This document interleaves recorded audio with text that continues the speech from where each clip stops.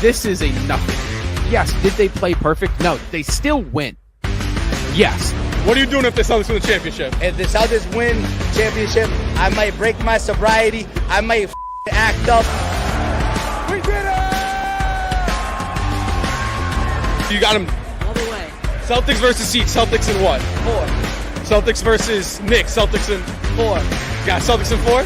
Hell yeah. Use a vocab word from a couple years ago. It's mind-boggling.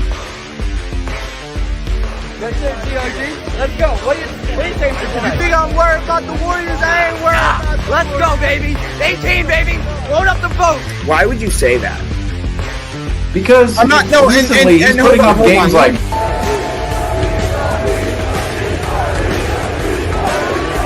above our head for the players. literally right now. But I think when Marcus, especially Marcus, when he got traded, I think that was a wake-up call. You think right now Rob, it's still New York? I do. And when I think of the Celtics dynasty, honestly, one of the first names that comes to my mind is actually Brad Stevens.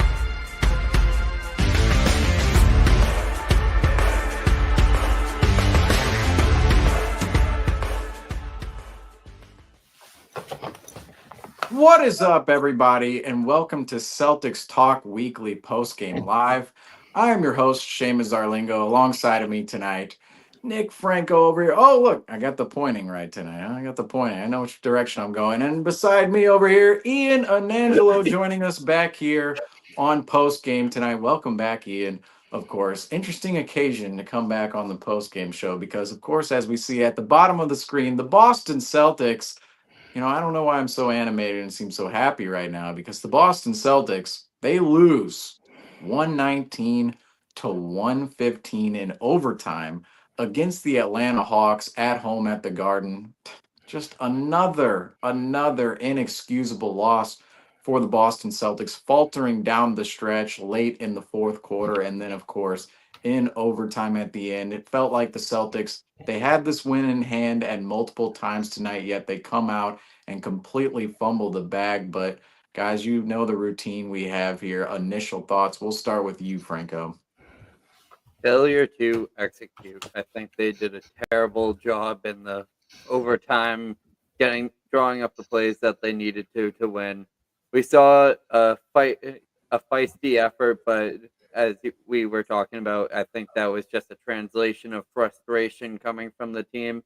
I think that during the first quarter, we saw the momentum from the game last night kind of transferring over. We thought that we were going to be able to see this team gain that little bit of consistency, but right back to their old habits, the Boston Celtics were with the second and fourth quarters just falling apart. After having good starts, it seemed like they made the right adjustments after halftime to get themselves back into the lead. And I thought they were going to be able to carry that on and build upon it. But they just kind of let their foot off the gas, as the Celtics have been very noted on doing so far this season. They just kind of let go of the game and allowed the Atlanta Hawks, who have improved since last year and years prior. I think they're starting to come to their own fruition of what their peak potential can be with Trae Young on their roster with the additions they made this offseason. But that's no excuse. Like I said last night, I said that it didn't matter if the Celtics won last night. It's about getting those streaks of wins back, being able to create that momentum, especially heading into such a challenging West Coast trip that they're about to embark on. It's something that we have to be concerned for as people who cover this team. Definitely. Yeah, that sucked. There's no other phrase to use. Yeah, I don't really know where to go from there, honestly. I can quote one of my favorite movies, Basketball. It said it was a team effort, and it took every single person working together to lose this one. And I think that's a pretty good way to explain this game. I don't think there was one person that can go without blame in this game. At some point in time, somebody made a mistake that if that mistake didn't happen, they would have ended up winning this game, at least in regulation, nevertheless overtime. So I don't know. This team's end of game execution has been awful pretty much most of the season so far, and tonight was just probably the worst that it's ever been.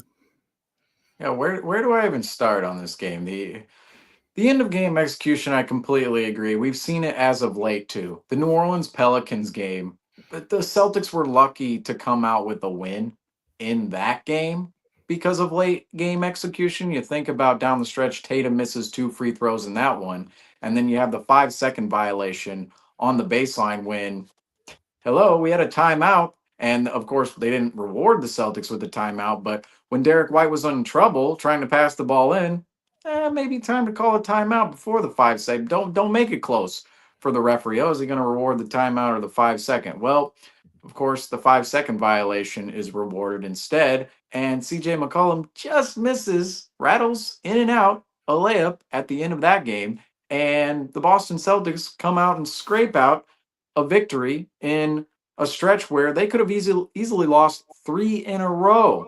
And then, of course, they go and dominate the Orlando Magic yesterday. And we were all coming in here going, "This is the turning point. Is it the turning point? Is it the turning point?" We played the song. No, they've duped us again. We've done it again. Well, against Toronto, against Minnesota, against Houston. We were sitting here going, "Oh, this is the turning point." Oh, against Denver. Oh, this is the turning point. Oh, we're 4-1 in the last 5. Okay, we're coming. Nope, they've done it to us again. We're 8-8 in our last 16 games. We're not even. We can't even be a competent basketball team and play a full 48 minutes right now, and that's very indicative by the lead tracker you guys see here tonight. What is this? Yeah. What is this? I mean, I enjoy the Christmas colors on here. I mean, thank you, Celtics, even though we're way past Christmas humbug. at this particular point. But yeah, bah humbug is really the phrase, because early on in the game, you felt like, oh, the Celtics, they come out with a really strong first quarter. And really, that set the tone for, you thought it set the tone for the Boston Celtics. They were turning over the Atlanta Hawks. They were turning those points, or they were turning those transition opportunities into points. The offense looked like it was clicking, and defensively it looked like the team was connecting as well. But then in the second quarter, the Boston Celtics revert back to themselves that we've seen over the past month and a half. And of course, they score 15 points in the second quarter, go into halftime down 4, and then allow Atlanta to surmount a lead at the beginning of the third before, thankfully, I mean, look at that. Hey, they came back at the end of the third and even into the fourth quarter. We have been talking about lately on Postgame, hello, the fourth quarters, we've been coming out terribly. You think about the Kings game, the Raptors game, those 2 games you're actually in if you're the Boston Celtics. It looks like a blowout. It's 17 points, 13 points. Looks like a blowout, but in reality, going into those fourth quarters, the Celtics were very much in the game. And yet, of course, they come up with 2 of their worst fourth quarters of the season against Toronto and Sacramento. Tonight, they flip the script, actually come out with a strong fourth quarter, but as you can see on this lead tracker, it just dwindles and dwindles and dwindles until and we start to see a little bit of a mountain yet again for the Atlanta Hawks. And it's annoying at this point. It's annoying. I mean, we're seeing this. This game was a little different, I will say, than what we have been seeing lately, because lately it seems like, oh, the Celtics, at a certain point in time, they can't even get back into the game. Thankfully, the Celtics were actually able to establish themselves. And then once they really fell apart in this game, they were able to dig themselves out of that hole, which has actually been a theme of this team lately. Just too many holes they've dug themselves into. But the end of the game, the execution at the end of the game, there is a lack of attention. There is a lack of attention for details from this Celtics team right now. And for you guys, what exactly is leading to that lack of attention right now for the Boston Celtics? What is it? It's got to be overconfidence. I think this team had plenty of opportunities to put this game away in the fourth quarter. I'm thinking back to that pass that Drew Holiday gave to Jaylen Brown after the missed free throws, and all they had to do is dribble out the clock and possibly get sent to the free throw line, bang those two in, and the game is over, and we don't have to be worrying about this. And I would be saying that this would be one of the scrappiest wins of the Celtics season so far.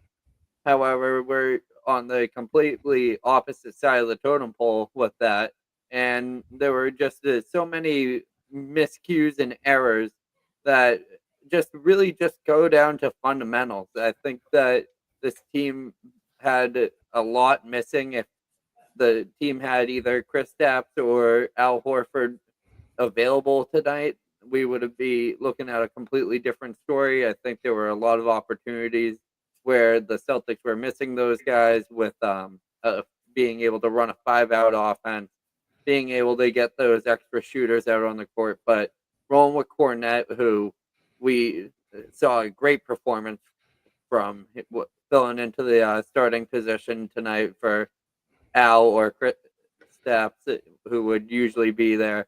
He was able to sustain his role and being able to can maintain the Celtics throughout the first quarter, and we saw some great tenacity from the Celtics in the first quarter. They were doing fantastic on transition. There were a lot of effort blocks.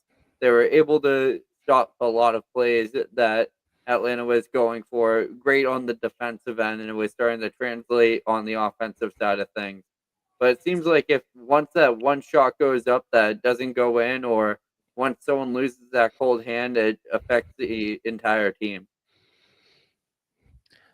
Yeah, I honestly think it's a lack of effort, to be honest. They haven't played with really as much effort on the defensive end as you would like to see.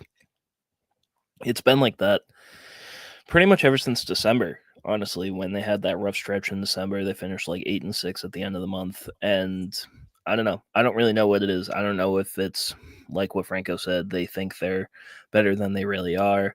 Like they just won a championship. They should be better than they are right now. All the stats say they should be better right now. They're still third in net rating. They're like sixth. They're top 5 in like offensive, defensive rating, and top 3 in net rating. So I don't really know. There's really no excuse as to why they're playing this terrible. And the only way to explain it is effort at this point, because it can't be a coincidence that every single team is able to shoot as many wide open shots as they want to against you every single night. Like at some point you have to look in the mirror and say that it's your fault. I don't know what the problem is, but it's something on them on an effort scale, in my opinion. I don't know what it is though. I'm glad you mentioned net rating and really the Celtics net rating relative to their record as of late, because I look at the Atlanta Hawks on the other end of the floor tonight and I go, how are they 20th in defensive rating? They have so many big bodies. It felt like the Celtics, they actually were flustered by this team for half of the game. Now, the Celtics certainly had their stretches in which they were doing well offensively, moving the ball around, getting inside the paint, getting the shots that they wanted to. Yet the Atlanta Hawks, with all the bodies that they do have, I felt like the Celtics really ran into the Hawks' physicality at certain points in this game. And I remember going to the ratings of the defensive ratings, offensive rating, net ratings on NBA.com and going, this Atlanta team has to be better than where they have been in recent seasons, and yet they're only 20th. And that's, on one hand, I go and look at that and go, okay, well, 20th in net rating, maybe not always indicative of where a team can be night to night basis. But also I look at it and go, this is still kind of embarrassing for the Boston Celtics from the standpoint of this team is a bottom 10 defensive squad. And yet the Celtics, for part of this game, looked compromised from the offensive end of the floor, that is.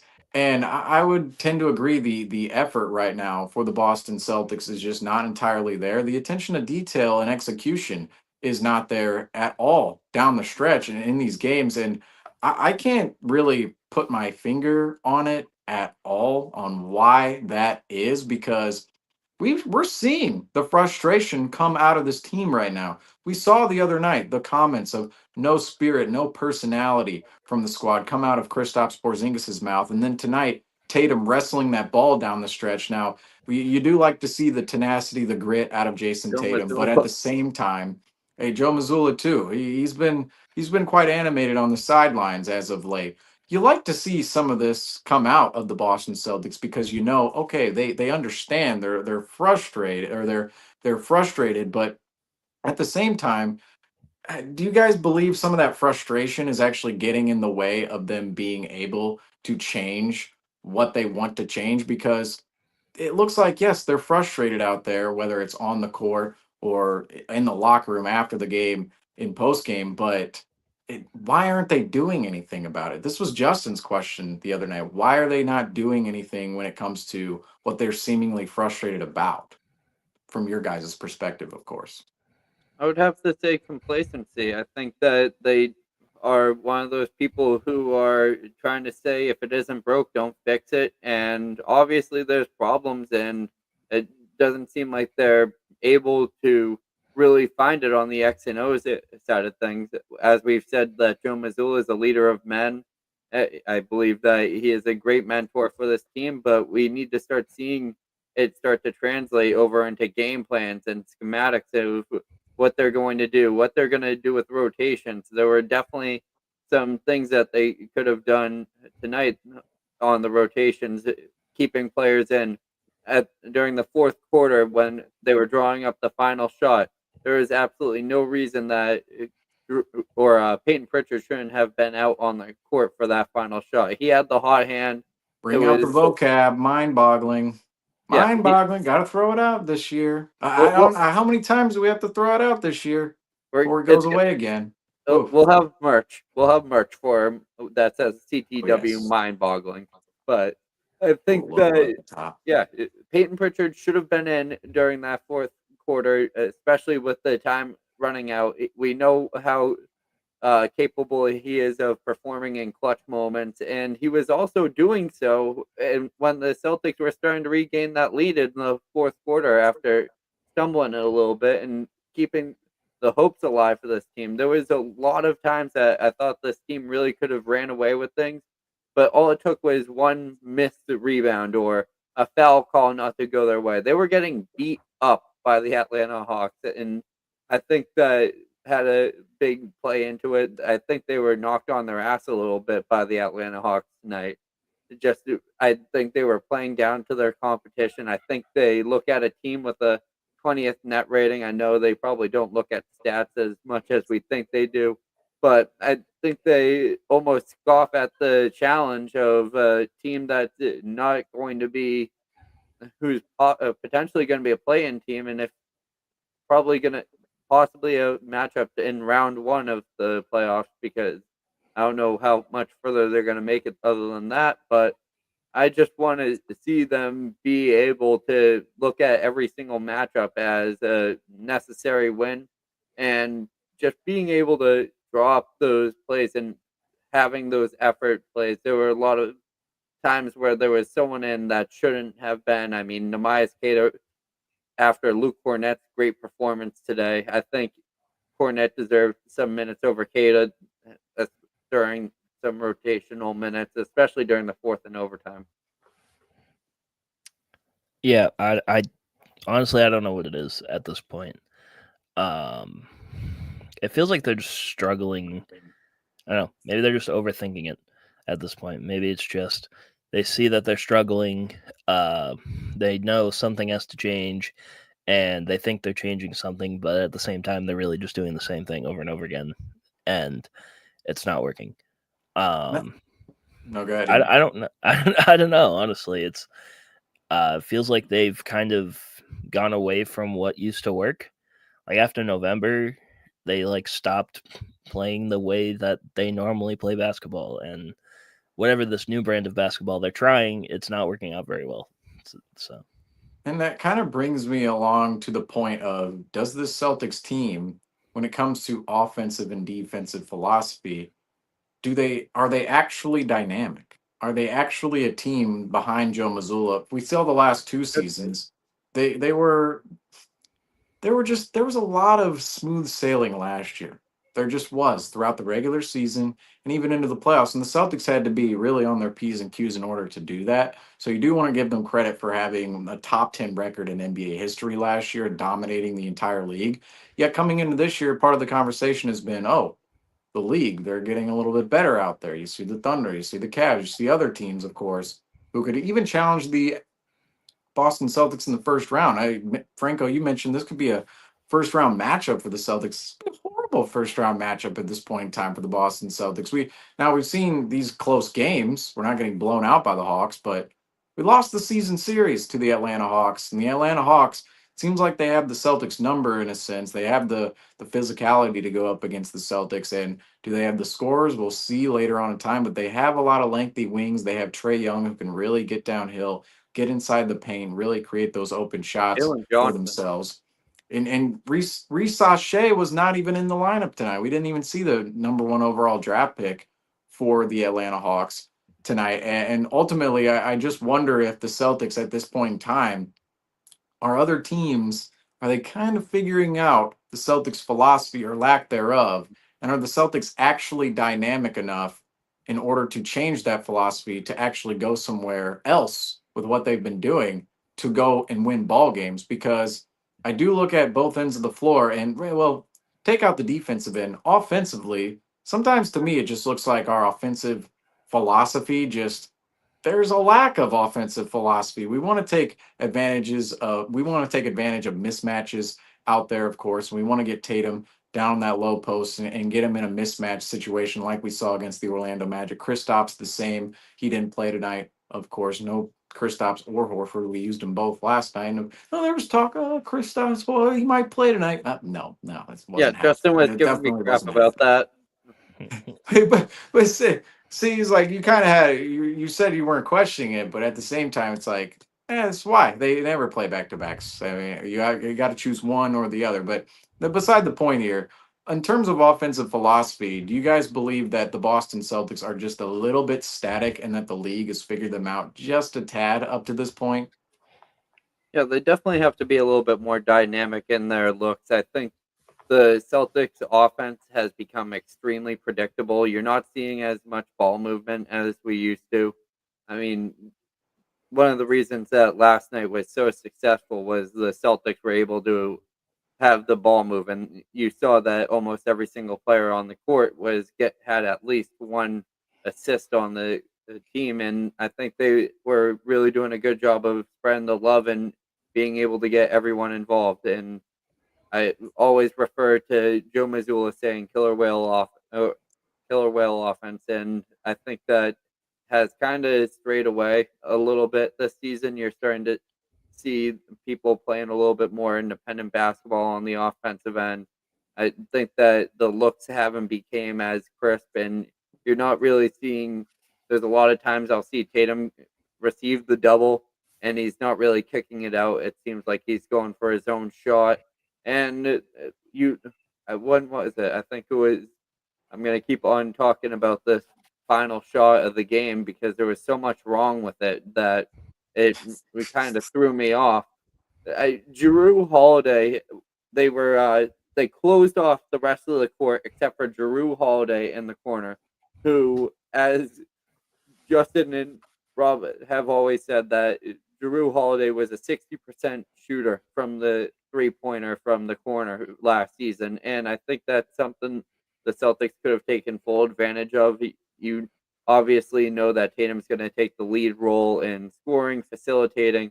Obviously, seeing him drive to the paint, he was much more physical tonight than he has been in past games. He was really challenging, and Onyeka Okongwu, give me $5 every time I try to say that name. I think that Onyeka Okongwu, there we go. I wanted to get it done, but he was really trying to get that matchup down, and he was really driving to the paint. And you saw Jaylen Brown playing with the tenacity. It's not like this team isn't trying to win. I don't think when we say it's an effort problem, we think that the team is just shrugging their shoulders at this point and being like, "Oh, whoop-de-doo, we lost this game." No, they're Jaylen Brown almost smashed his skull open, and so did Derek White tonight. And we see them really trying to win these games, and it seems like they're just getting blocked off, and teams are playing to their best potential when they're playing the Boston Celtics. We're getting the best looks out of every single roster in the NBA right now, because Boston Celtics team reminds me of when the Isaiah Thomas Celtics with Avery Bradley were able to beat those historic Warriors teams. They were ecstatic. We might as well have won an NBA championship. But I think they did almost a disservice to that, and really having the target on their forehead mantra just eat up their mentality, and they're really just starting to have people in front of them instead of in the rearview mirror. Yeah, I mean, the biggest thing that I've seen with the Celtics, and I mean, it's a pretty obvious reason as to why you may think that their offense may be figured out or something.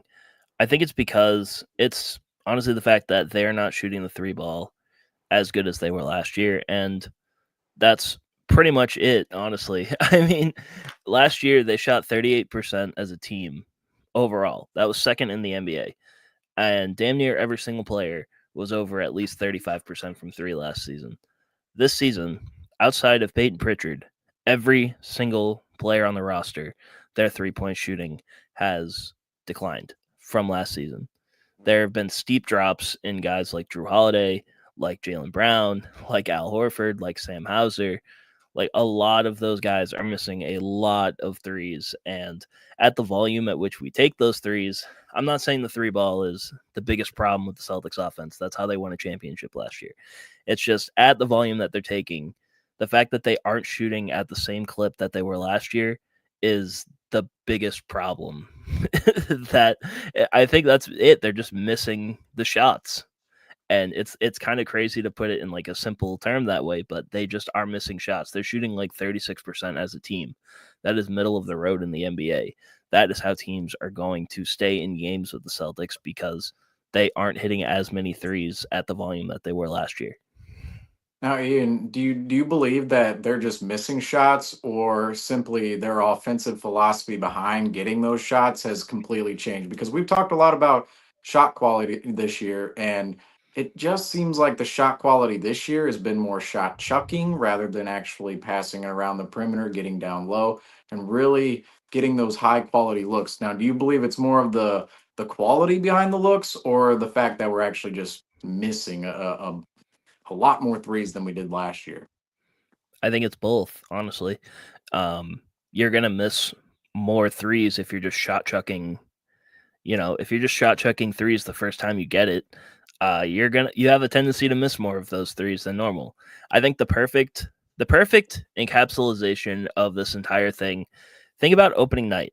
The Celtics were 1 3-pointer away from breaking the 3-point record in the fourth quarter. They had like 8 minutes in the fourth quarter to hit 1 3-pointer. What did they do? All they did was shot chuck at the end of the game, and they couldn't hit a single 3-pointer at the end of the game. What has the Celtics offense devolved to at this point when it comes to their 3-point shooting? They don't look for the open shots like they did in the beginning of that game on opening night, where they damn near almost broke the record. Every single time they shot a three, it was a great look. Everybody was shooting it. The ball was moving. Everything was looking great. And now, as you can see, obviously the Celtics offense is devolving to the point where all of it is just shot chucking. Most of the time, it feels like. Yeah, there will be times where they do move the ball, and most of the time when they get those open looks off of the ball movement, they will hit those shots. However, most of the time also, when they are going up for just a random three, they just miss it. And it's kind of hard to like. I'm trying to put it into like a better term, I guess. I don't know if I'm making any sense here, but it just feels like their entire offensive philosophy is turning into what the end of opening night was. They're looking for a three. They're looking for a three. That is the shot that they're looking for no matter what. And I'm not saying they're putting pressure on themselves, but at the same time, they're forcing up threes. And it's a problem because when they force up threes, there are times where the Celtics will be on a run. They'll hit 3 or 4 shots in a row, and then someone will come down and just jack up a three, and it kills all momentum. It's just like it feels like that's happened a lot this season, and it's hard to continue their momentum sometimes when they do that. So I think that's their biggest problem with the Celtics offense is just the threes they do take, as well as just the fact that they aren't going in. But speaking of momentum shifters and 3-point shooters, one person who's been just phenomenal in terms of the 3-point shooting for the Boston Celtics this season has been our man on the top of the screen. I want to get into player spotlight because Peyton Pritchard certainly deserves it tonight. Our player spotlight presented by SeatGeek tonight is Peyton Pritchard. Now, of course, a little bit of a somber event here because Peyton Pritchard, his last two 20-point performances have come, unfortunately, at the precipice of Boston Celtics losses. And really, what we want to see out of the Boston Celtics is the Boston Celtics win when Peyton Pritchard, of course, goes out there and does what he did tonight. 7 of 12 from the floor, 4 of 8 from three, shot 50%. Really, Pritchard's been the bright spot for the Boston Celtics all season long in terms of their 3-point shooting. And of course, Ian was just talking about how really the rest of the team has dropped off. Well, meanwhile, Peyton Pritchard, he's gone the other way. He's heightened and increased his 3-point percentage this season, and really just his scoring as a whole, as a point guard coming off the bench. Obviously, in a battle tonight with DeAndre Hunter. Those are the two sixth man of the year candidates, and I think Peyton Pritchard, maybe he knew that coming into tonight. Maybe that put a little bit of fire under Peyton Pritchard in that fourth quarter there, because of course Peyton Pritchard just went off. And really, if Peyton Pritchard doesn't score as many points as he did in the fourth quarter tonight, I'm not sure this game would have gone to overtime. The Celtics might have just settled for a regulation loss on the night. But Peyton Pritchard, he was huge in the fourth quarter, and Ian talks about momentum shifts with the Boston Celtics. Peyton Pritchard has really not allowed that to happen in terms of shifting the momentum negatively with the Celtics missing shots this season. He's really been a positive in that regard. But Franco, tonight, what did you love about Peyton Pritchard's performance? Obviously, we had the fourth quarter to look at, but in its entirety, of Right. course, what did you love about Peyton Pritchard's performance against the Atlanta Hawks and the other sixth man of the year candidate right up on his heels, DeAndre Hunter, tonight? I thought he did a great job. I think that the best quote I can think of for Peyton Pritchard's performance tonight is "at least he tried."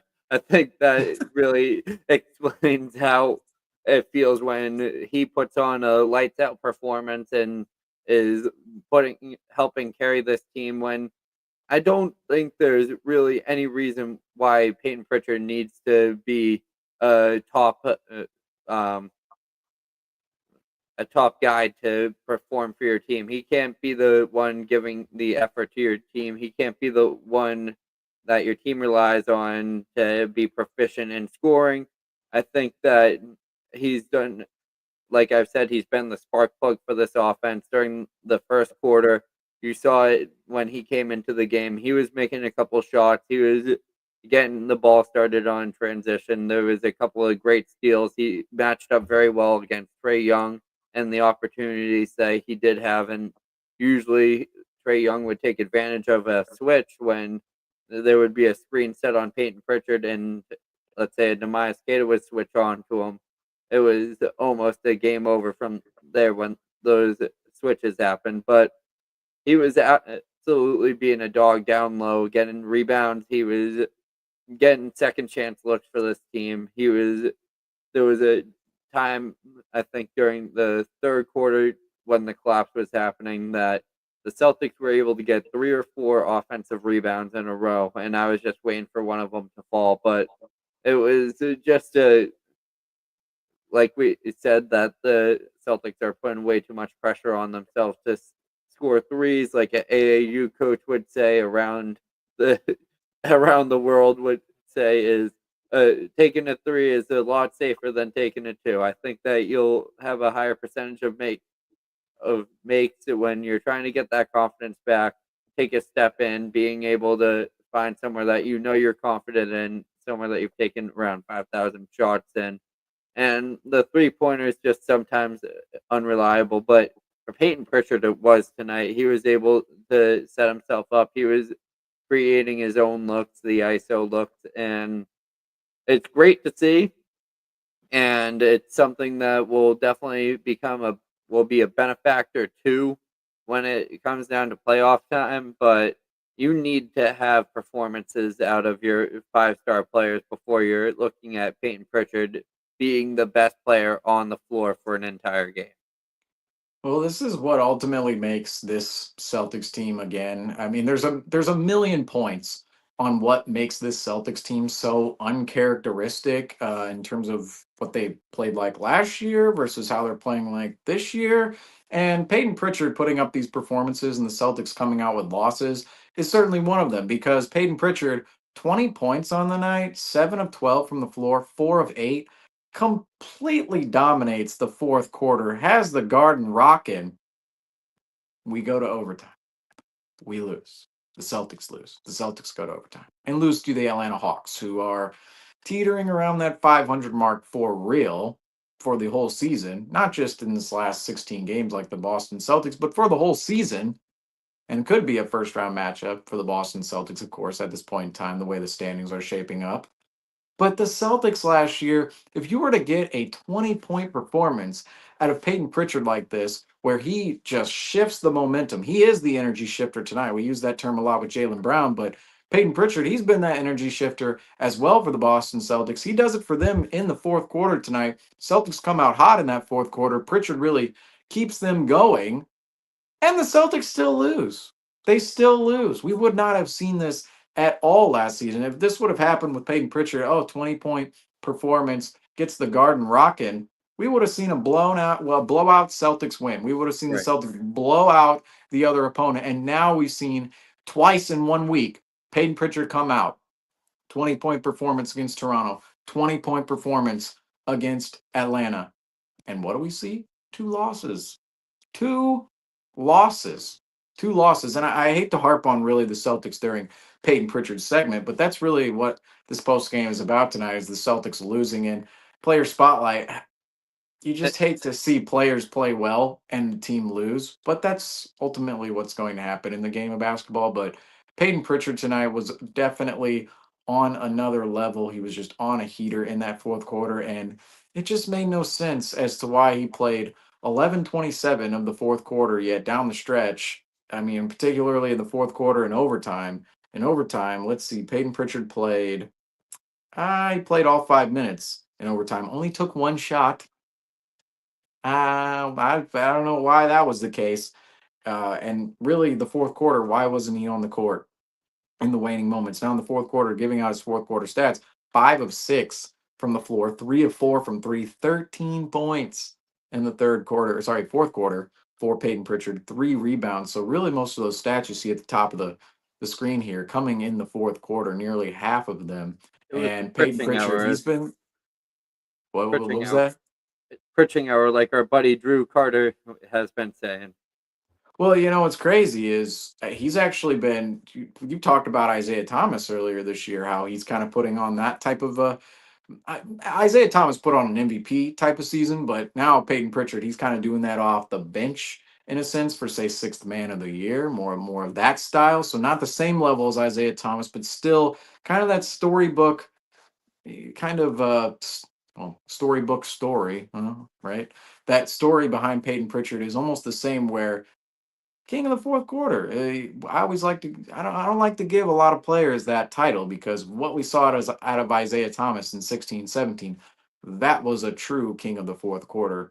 But Peyton Pritchard, he's really lived up to that statement this season, scoring 13 points, of course, in the fourth quarter tonight. But really getting back onto the team side of things because Peyton Pritchard, he was phenomenal within his own right tonight, especially late in that game. But really looking at the team, I want to focus on down the stretch right now because there were various moments in this game where it looked like the Celtics were going to maybe run away with it there in the first quarter seemed like, okay, we're getting stops, we're turning the Hawks over, we're getting out in transition, we're taking good shots, we're passing the ball around, we're collapsing the defense, we're driving hard. And then in the second quarter, it felt like, oh, we've lost the pace of the game. We're missing a ton of shots. There were a lot of shots in the second quarter that, for me, on my end, looked like that's an easy bucket. It's right there at the rim. Drew Holiday. Oh, lob to Tatum. Oh, goes over his head. Oh, Kata's right there. Can't convert. Cornette, too. He had that one opportunity that ended up not being an and one opportunity because the ball just rims out. But really, that second quarter and the down the stretch, it goes in with the theme of the Celtics not being able to hit home all of the details and not really paying attention to the details. Now, I know I asked you and Ian about why are those details? What's wrong with the Celtics in terms of not being able to hit on those details? But in terms of what we saw down the stretch, do you have a concern that later on in time, Franco, this team last year we did not have many opportunities to really I don't want to say I want to say execute down the stretch, right? Late in games. We saw how many games did we really see last year where we had to execute late in the playoffs? All right. Like in the playoffs where we're in the game, it's a close game, and we needed to execute late. I want to say the only game was really game 4 in Cleveland. I don't really see another game. We lost game 2 to Cleveland and Miami, but Eastern those were Conference blowouts. Final. The rest, yeah, I will say that's actually fair. Totally forgot about the Eastern Conference Finals. Game 4. I was actually at game 4. I should know that. Game 3 as well. You could say game 2. So that series, yes. But do you have a concern that this could be the thing that bites the Celtics later on in time? Because the attention to detail has been just utterly poor as of late, and we all know these can be the little margins that matter within the playoffs. So do you have a little bit of a concern right now that this team is not all that seasoned in going through those moments and potentially later on in time succumbing to some of those moments in more important moments, say in the postseason? Well, we know what they're capable of, obviously, in these types of moments, and we really haven't seen one of these games where we've seen the Celtics just take full control, really just take the bull by the horns and be able to just rein in the game again, being able to get that attitude where Tatum and Brown are screaming down the court, getting the TD Garden hyped up. The place wasn't even really rattling tonight, and I would expect there to be a lot more chippiness, a lot more energy to be produced in that arena, being able to get the crowd going, being able to have that belief. But every time the Celtics nation tried to stand up, Trey Young or Jalen Johnson would be able to get an easy layup to just sit them back down. It was And a layup too, not a three, because the Atlanta Hawks, I believe they shot sub 25% from three tonight. Sorry, go ahead. Oof. something along those lines, but they It'll come were across the bottom of the they screen. they were eventually. 24.3% from three, 9 for 37. Yeah. Yeah. And the Celtics lose that game. This goes along with the theme too of like the Celtics would never lose a game where they're allowing their opponent to shoot sub 25% from three last season. That just wouldn't have happened. Just wouldn't have happened. No, then I think that just that is going to be concerning for me. I was privileged last year. We did a playoff preview last year. I believe it was Rob and I said something along the lines that the Celtics shouldn't go down once within a series, and I don't see a series going over 5, and that was not just me being confident, that was just me being objective. I think that that team was carrying themselves in a way where you felt pure domination through and through the playoffs, and I wouldn't be surprised if there's a rough stretch where the Celtics are going into a game 6 or a game 7. I think we're going to be in for some nail biters during this playoff run if the Celtics continue to play this way and we have hopes of a championship. it's going to be by the skin of their teeth, and they are going to have to deserve it, and they are going to have to earn it, unlike last year, which kind of seemed like more of a breeze for them.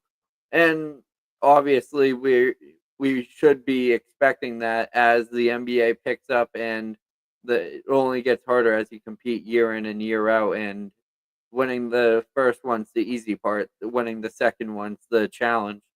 And I'm looking forward to seeing if they can gain that momentum back. I think really stepping up to a challenge and seeing, let's say, a West Coast trip like we're about to go on, seeing that as a true challenge and being like, this is where we need to respond.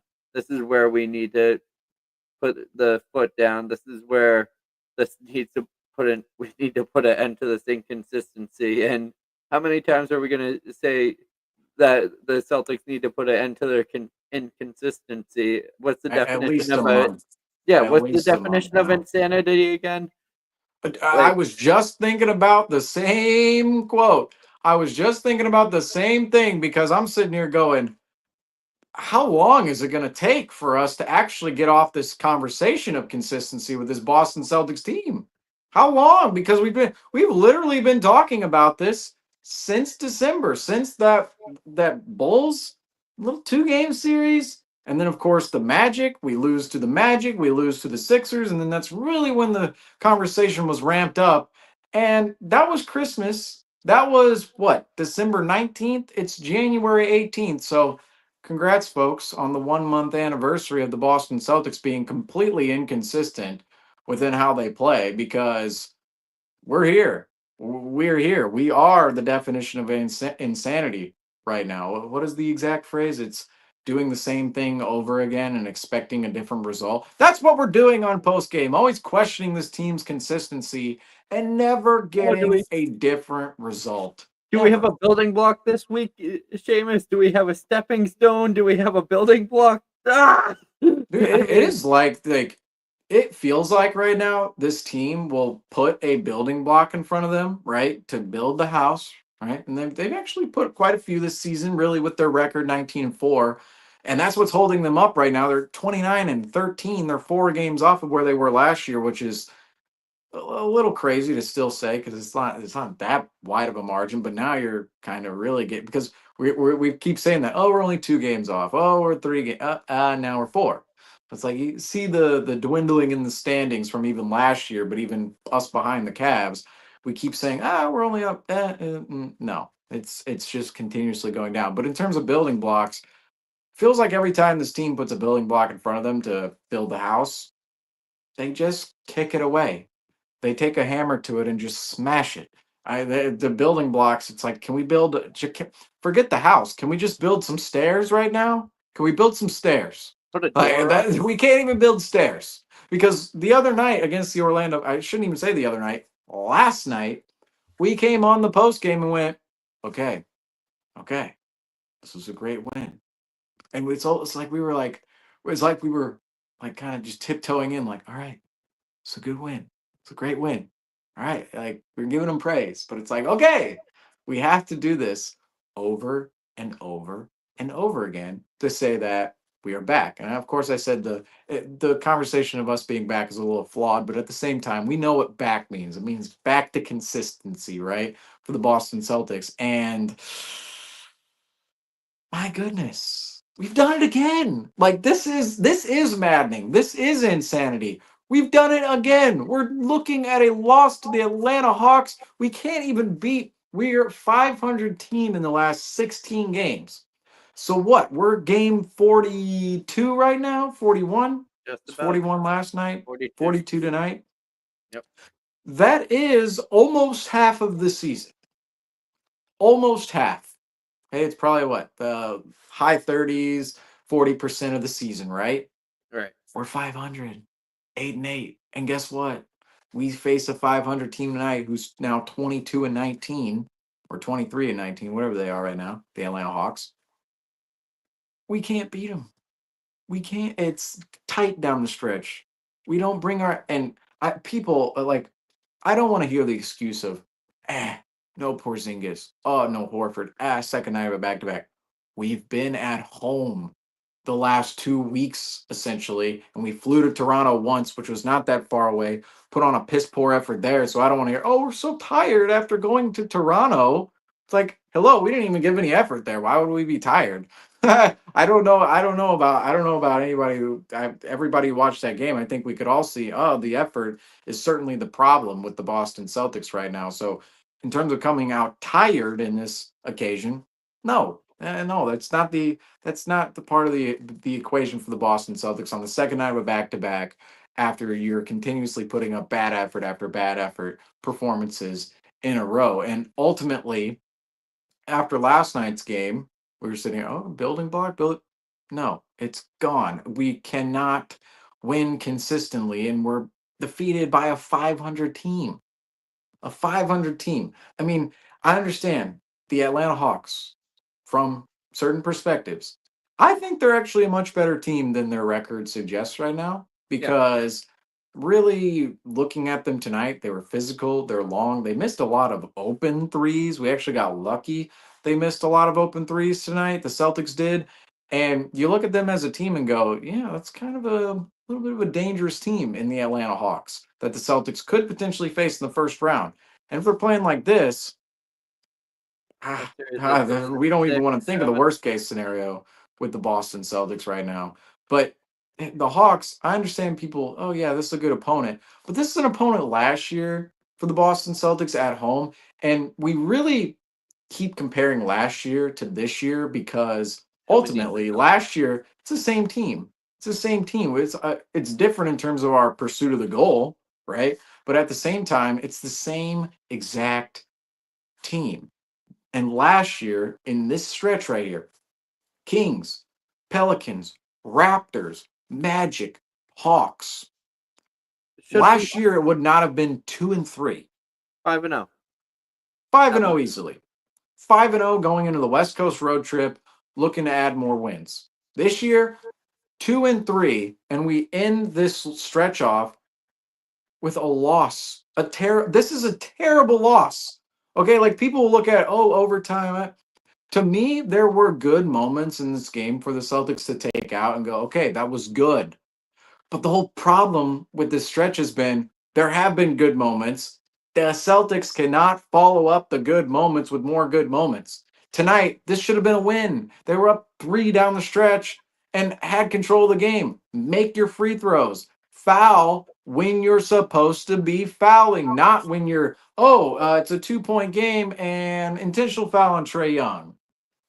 What are we doing? Like what are we doing? Why are we 5 seconds against the New Orleans Pelicans, 5-second violation? Call the timeout. I mean, these are the little things. We're talking about the little things with the Celtics, the executional little things, especially down the stretch. And we can't seemingly beat, the 8-win Pelicans. The 9-win Raptors. The Hawks who are 500. The Kings with a new head coach. I understand the Kings are hot, but they're still the Sacramento Kings at the end of the day. No disrespect to them. They're still 500. The Celtics are unbelievably they're in a position I never thought they'd be in this season, and they are unbelievably unaware of the details and the attention to details down the stretch in executing, of course, late in games and even throughout games that this is what insanity looks like, folks. It's what insanity looks like. Talking about the same thing. I'm going insane because next game we're probably going to win our first West Coast road trip game. We're going to come in here and go, okay, nice. And then what do we do after that? Then we're back to 2021. I hated that season. Everybody hated that season. We were 36-36. What do we do? What do we do? This is why I love Bill Belichick. The on to Cincinnati. We're on to the next game. We can't even think about the last one. This is why the Celtics just need to gain that mentality. When they get a win, it shouldn't matter that they got a win. It should be just focusing on the next challenge at hand.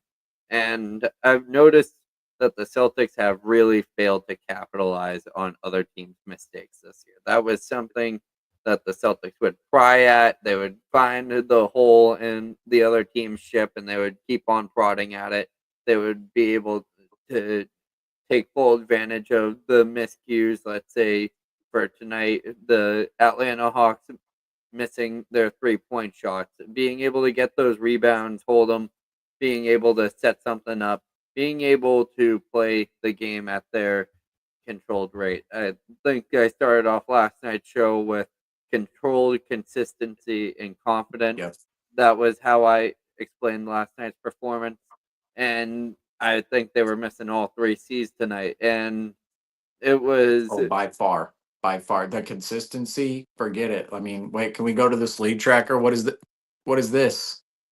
That's inconsistency. Got to find the 3 I's. Inconsistency, ineptitude, and evisceration by us to the Boston Celtics. Those are the 3 I's tonight. the team just like I would usually expect this team to be able to. Oh, the Hawks aren't able to make a shot right now. All right, let's just run up the score on 2-pointers. Let's get the open looks that we've been looking for.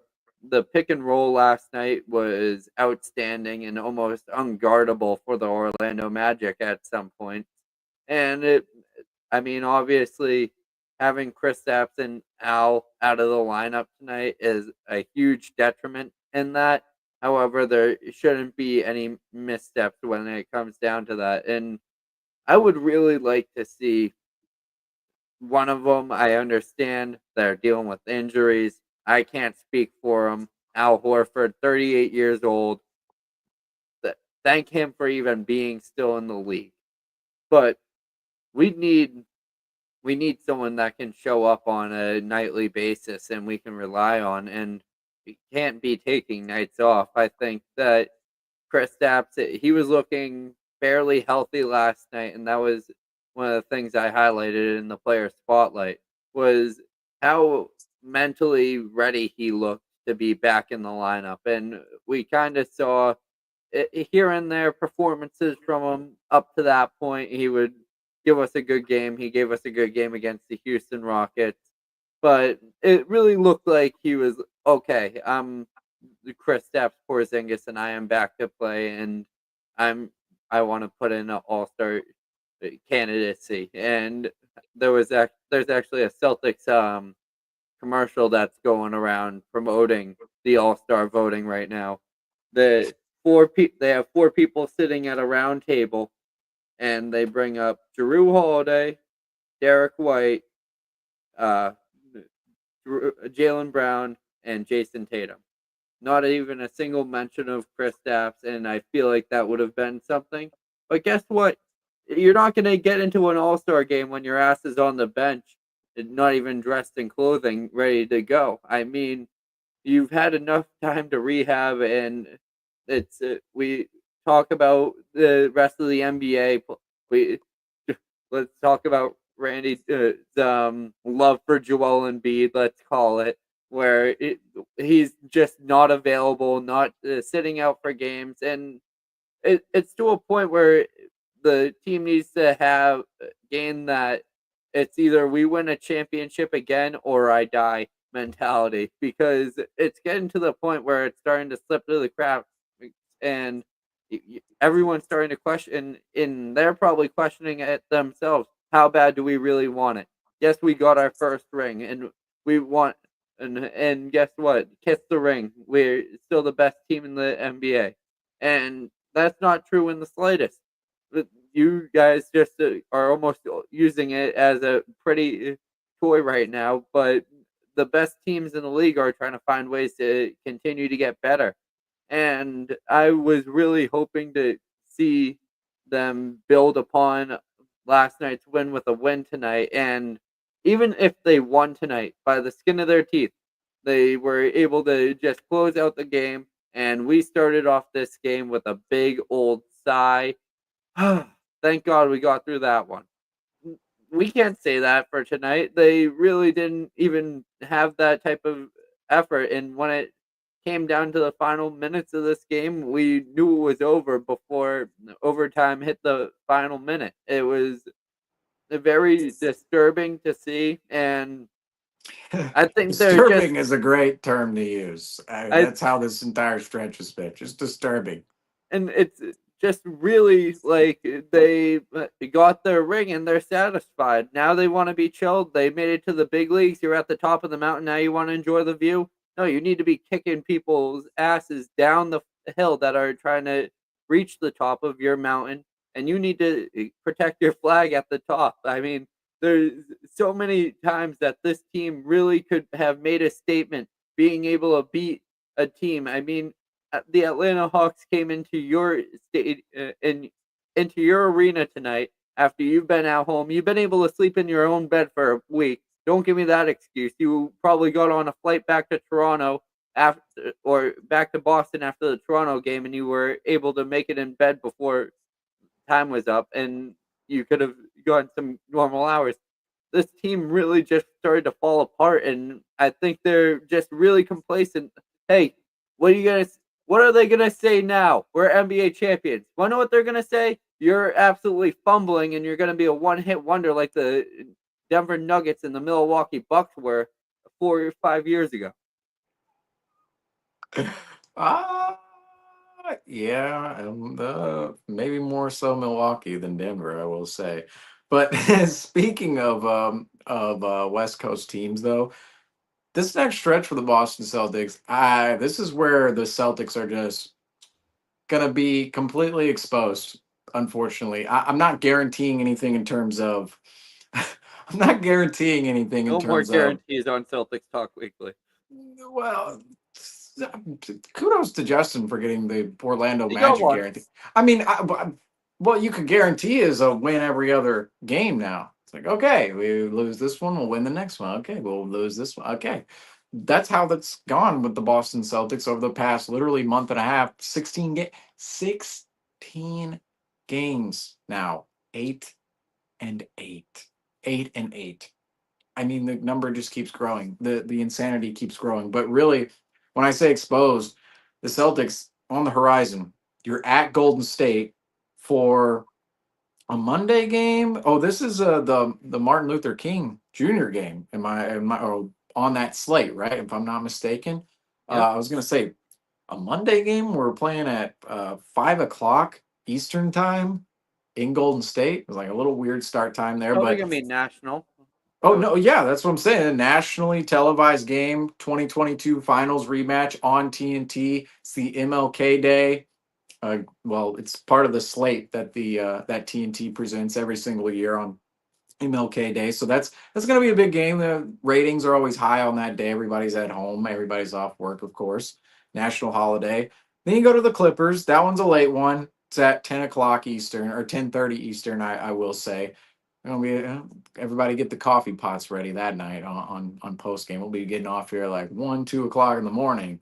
But that game is not nationally televised. However, the next two at the Lakers in LA. So you go to the Intuit Dome and then you go over to crypto.com arena and face the Lakers on TNT. That one starts at 10 o'clock at night, of course, Eastern time. And then you have a Saturday showcase game on ABC at 5:30 p.m. Eastern against the Dallas Mavericks. So the next four games, right? Golden State, you have the Golden State Warriors, Los Angeles Clippers, Los Angeles Lakers, and then, of course, the Dallas Mavericks, which will be a finals rematch from last season. So people are always interested in the finals rematch games, of course. 3 of these next 4 games will be marquee games on nationally televised programs, whether it's TNT, ABC, ESPN, whatever you want to, or whichever game it is. The Celtics have to get their stuff together because this is where the national conversation, it's already after the Christmas game, it was starting to leak in, but people are still making excuses for the Celtics. I watched the other day a clip. It was Brian Windhorst, Udonis Haslem, and who else was on that broadcast? I'm not quite sure who was on that broadcast, but those two in particular. they were kind of just laying back going, the Celtics, they'll be fine. This is January, they'll be fine. To some degree, they could be completely right. And Brian Windhorst was really saying the same thing that Ian was saying earlier in post game, that Celtics are just missing a ton of shots right now, a ton of shots compared to where they were last season. So Ian and Brian Windhorst, they really had the same points from that perspective. And Udonis Haslem was kind of passing on, going, okay, the Celtics, it's January. This team will still be there later on in time. He's like, oh, I've been on Heat teams that have, of course, turned the corner, not had that great of a stretch at this point in the season, which it's actually funny because he was on a Heat team that went on a 27-game winning streak at this point in the season at one time.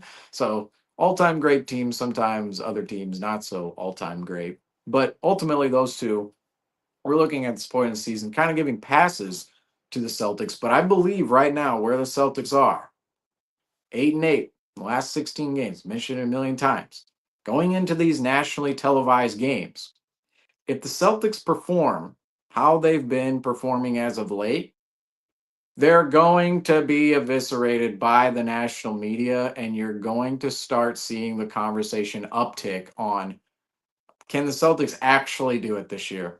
Can they actually do it? Because people are really liking the Cavs and the Thunder, which it's every year. The top two seeds in each conference, it's every single year. The number one seeds are always, like last year at this time, if anybody remembers, the Clippers were the number one seed. And everybody was going, ooh, Kawhi and the Clippers. I mean, even myself, literally, I want to say it was almost exactly a year ago to this date where I came on post game and went, the Clippers are clear contenders. And that was how everybody thought about the Clippers last year when they were number one. But of course, they fell off. They were the 4 seed. They lost in the first round, as we know, last year to the Dallas Mavericks, who eventually made the finals against the Boston Celtics. And yeah, everybody freaks out over the 1 seeds. And we do have to take this point in the season with a grain of salt, knowing things can really change in a couple of months. But at the same time, the Boston Celtics, if they continue this, I mean, we're going insane right now. We're going crazy, and we keep questioning where is the turnaround? Where's the point? Where's the point where this whole thing is going to flip? Because it seems like we are having that every other game where we're going, and now the Pelicans game, we were not necessarily saying that, but after the Pelicans game, I was saying personally, we are 5-2 in January. Maybe right now, this is kind of the turning point. Still a rough patch, but we're turning it around from what we saw at the end of December.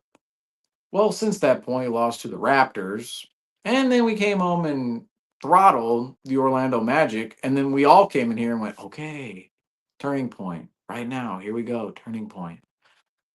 And then tonight against the Atlanta Hawks, another loss in a game where, and I want to say, even if they would have won this game, now wins are important. You want to win over everything. However the win comes, pretty, not pretty, you want the win. So we would have been appreciative of that from the Celtics tonight if they came out with this win. But down the stretch, they had the win in their hands. It was right there. It was right there late in the fourth quarter. Jalen Brown had it. Had it in his hands. Literally had the games in their hands, and then one dropped it out of bounds, and then Namias Cato let up the rebound so that the Atlanta Hawks could get a second chance to tie up the game. And can I say something about that real quick? Scal, this is where our broadcast, I'm like, can we just stop with the I don't know. I don't know. I can't put my finger on what it is with the broadcast team this year, but it just always feels like, the Celtics, they're just not doing this. They're not doing that. It's like it always feels like, oh, we'll still do that later. Or the Celtics team, we're still very good. Oh yeah. It's like just kind of this laid back vibe from the standpoint of the Celtics are just so good, and they're not hating on this or they're getting unlucky here. Down the stretch, Scal goes, I don't know if Kata's ever been in that situation, right? He's not really expecting this situation. What are we talking about? He's a 7-foot center who's in the NBA. You don't think he's ever in college, in high school, he's from Portugal, anywhere across the globe, has ever had to go and rebound a ball in a late game situation right next to the rim? I mean, that ball fell right down to him. It fell right down to him, and oh, he overshot it. And then we have Scout. I don't think he's ever been in that situation. What are we talking about? There, What are there, we buddy. talking about? 7-foot big man. You practice these things. Late game situations. He's been there. He's in the Clamp NBA. it. Bring it down to the stomach and just hold it. You don't think I believe he went to Utah State. You don't think Utah State had some close games with Kada in the lineup? You don't think Summer G League. League with the Kings, G League, any of this close games? I don't want to hear any of this. That's the excuse making from the broadcast on multiple levels right now, and just kind of the laid back nature. I think we're just so used to Tommy and Mike, and specifically Tommy for years, just laying into the team, that now we kind of have this like upbeat scowl and Drew Carter. It works when we're winning and dominating everybody, but then this 500 stretch, it's like, can we just not make so many excuses for this team? I don't enjoy it. I don't enjoy it from that perspective. And I think they're happy to be in the broadcast booth. I'm glad they're happy, but sometimes it feels like they shy away from really going and criticizing the Boston Celtics when they deserve to be criticized. They just have the Celtics take accountability. There's the Hawks are just he's never been in this situation. I don't want to hear it. I They don't want did to the hear it. disclaimer before the game saying that I forget who Drew said he really liked, and then Scal said that I really like Trey Young, and as like a disclaimer, if they showed a little bias towards those players when they scored. I mean, that's fine and all. I actually appreciate when people mix in their personality, and I think that Oh, yeah. Drew is really just leaving the criticism for the team up to us. He's just like giving us a nice little layup off the board for an alley oop when it comes down to hammering down on the Celtics, because it becomes real easy, especially with the past play that they had. And I think that we're going to start to see them get a little bit more accustomed to being able to put their foot down on a broadcast, say something that was horrible by the Celtics. I think that just comes with time and being able to have that natural ability to see the game how it is, and not trying to sugarcoat anything, not trying to add any flavor to it. It's something that will just happen, but I think that we're just in for a rough stretch, and especially if the national media sees the lackluster performances, we'll start to see that the NBA is starting to lose disrespect, and we know what happens when, let's say, those New York Knicks pass the Boston Celtics. Worst case scenario, and the Celtics go down to that 3 spot. You think we'll ever hear the end of that? We will have more of a demographic from New York streaming into our post game shows than we have coming in from Boston, and we'll probably be able to check the geograph on the YouTube analytics, and we'll be able to confirm that, because they we know they like to really rub that in our faces whenever they can. But I would too if I was a New York fan. But I really think that there's just something that needs to wake up within this team. And I think being able to silence the haters is something that the Celtics were very good at, and blocking out noise. Seems like the noise is really getting into the locker room, and they're almost feeding into it. And all it takes, I feel like all it takes is for one player to really step up and lock into their position. I mean, Jason Tatum's done a fantastic job this year, putting up a MVP candidacy run, probably a top 5 player in this year's ballot. But it comes with wins. You look at Shai Alexander; he's been able to pull out the best of each person on the court, and we're starting to see the Celtics stray from that. Yeah, and you mentioned the New York Knicks. I will say about the Knicks real quick, just to take a jab at the Knicks. We're still 2.5 games above the New York Knicks right now, and the Knicks 4-6 in their last 10 games. So the Celtics are actually a little bit better than the New York Knicks in the last 10 games. of course, right now. So New York fans, they got a little bit of time, or really, maybe they never get to that moment in time of Hopefully not. rizzing the Celtics fans and Celtics Nation over the standings because, eh, Celtics still 2.5 games above the Knicks, even amidst this rough stretch. That is, but yeah, but in terms of the broadcast, though, I'll make this point clear though.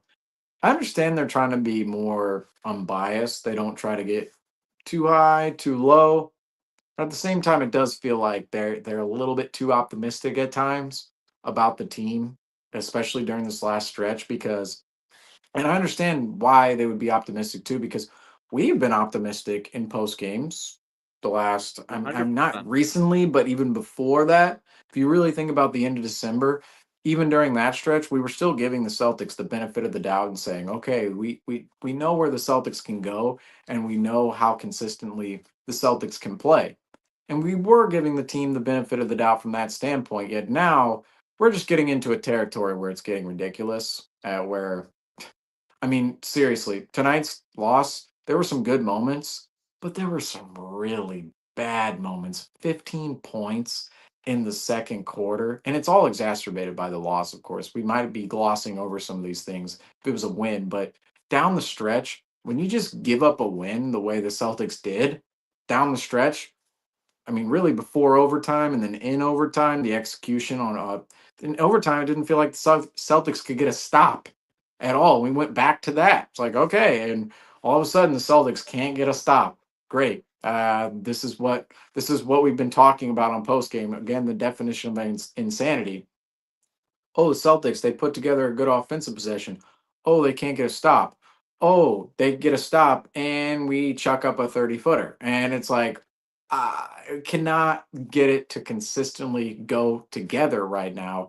And that is part of what makes this team so frustrating is you do see those good moments. You saw the good moments tonight where the Celtics were being aggressive. They were forcing turnovers in transition, of course, earlier in this game, and 6 turnovers for the Hawks early on in the game. And the Celtics were running off of that. And it looked like in the first quarter this was going to be a Celtics win. It looked like it was going to be a Celtics.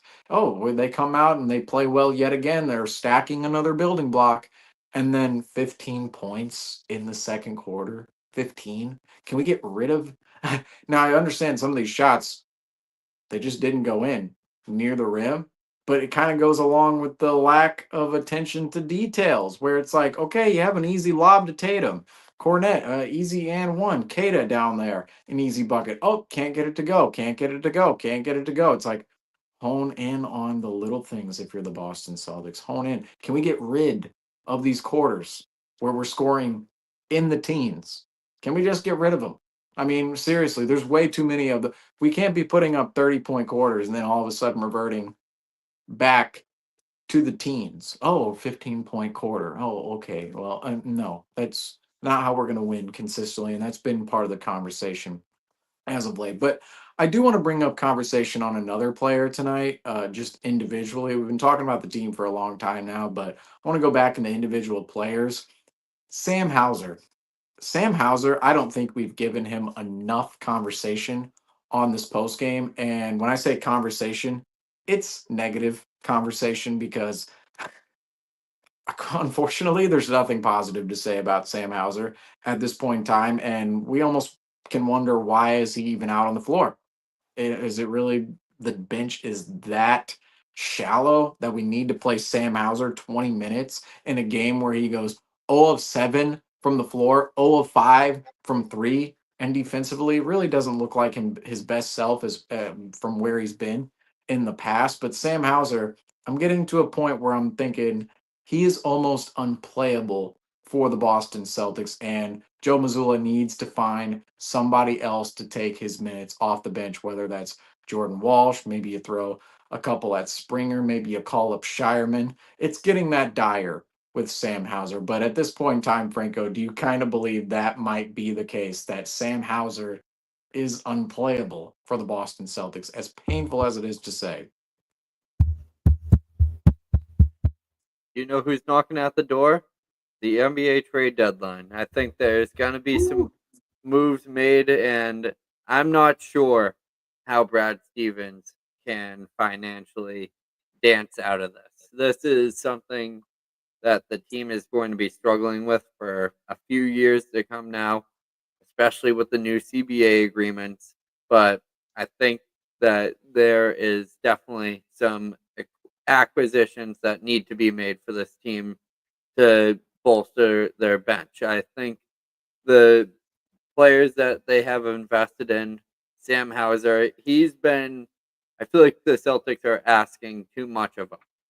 I think that we've seen that he's capable of enough of a player to attribute in the minutes like he had tonight, a 20-minute performance tonight. But it seems like they're asking him to become much more versatile than he needs to be. And compared to last year, he didn't need to be a multiple level scorer. He didn't need to be able to shut down a player on the defensive end. It would be nice if he did at some points, but it was where to a point where the starting lineup was so good that just throwing in Sam Hauser, you have another shooter on the on the court, and you have another threat. He brings another level of scoring ability. He's able to just stand in the corner, be able to get his look. If you are passing the ball around, you have that kick out when Tatum's driving to the paint. Sam Hauser's in the corner. You can almost put money on it every time that will go in. And I think that they're trying to utilize him to an extent that I don't think he's ready for. Peyton Pritchard, on the other hand, is someone you have seen be able to live up to the demands of the Boston Celtics and the Boston Celtics coaching staff. Hey, we need a spark plug off the bench. We need someone who can go in there, be able to muck up the paint, be able to find his own looks, isolate shots, be able to be a playmaker and a facilitator for himself and for others when Jaylen Brown or Jason Tatum aren't producing. We shouldn't need to expect Sam Hauser to go in there, be able to make the plays that are necessary to win a game. He should be able to maintain a lead. He should be able to attribute to a Celtics win. I have a stat on my phone that I've been waiting to use that when Sam Hauser is shooting, makes over three pointers in a game, the Celtics have been 7-0 in those stretches. When Sam Hauser is contributing to this team, it's something that teams really just throw their hands up at and say, "What can we do about it?" Because there are so many other things the other team needed to worry about, and I say that in the past tense.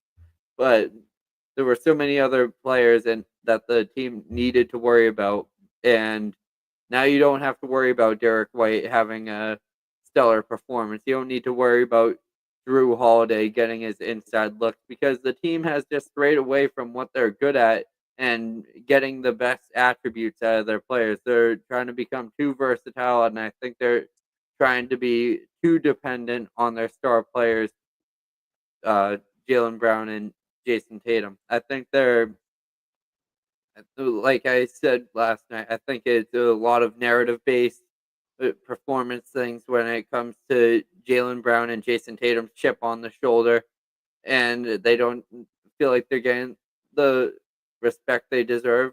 It shouldn't really even matter if you're a team that's blocking out noise.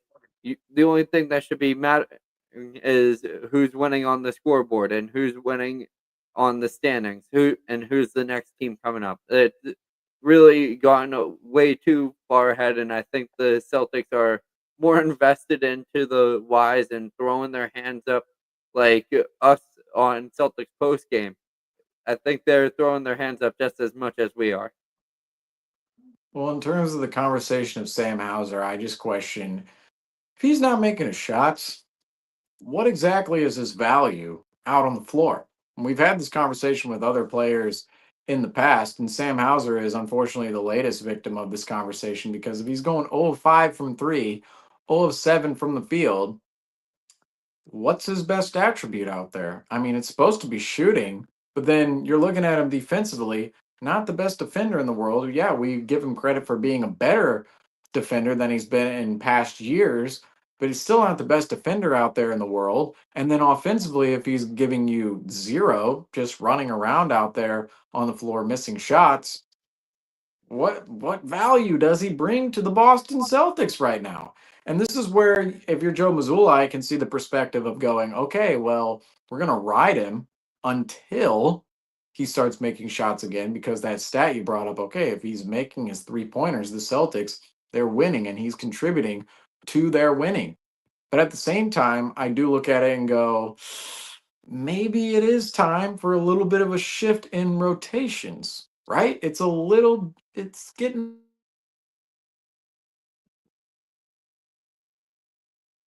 Well, Seamus just disappeared, but until he comes back, I think that Sam Hauser is something that the Celtics need to be able to address and be able to move forward from. I was always looking We're for. back. We're There back. you are. Technical difficulties. Can't go a post game show without some technical difficulties, No, folks. at We all least know we're this. at least we're not on 5 seconds apart from each other. Like, Oh, well, happens. yes. Thankfully tonight.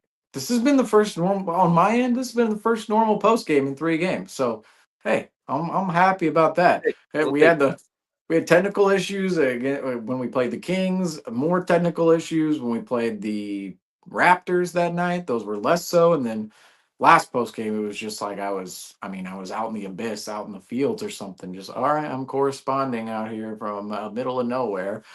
But anyway, my point on Sam Hauser here was, if he's not hitting shots for the Celtics and contributing in that way, is it time for the rotations to change for the Boston Celtics? And is it time to see more minutes out of guys like Jordan Walsh? Is it time to see more minutes out of guys like Jaden Springer? Maybe even Baylor Shireman, the rookie, because at this point in time, yes, it's still January. There's still more months in the season to be had. But I think if you're Joe Mazzulla, you got to start tinkering. You got to start finding some different methods in order to win. Because if this consistently, the way the Celtics are playing right now, the same, because they're playing the same rotations almost every single night. They might be Yeah. switching up some minutes every now and then here and there. And of course, no Horford nor Porzingis tonight, Tillman was which is going to, of completely out course, of the cause equation.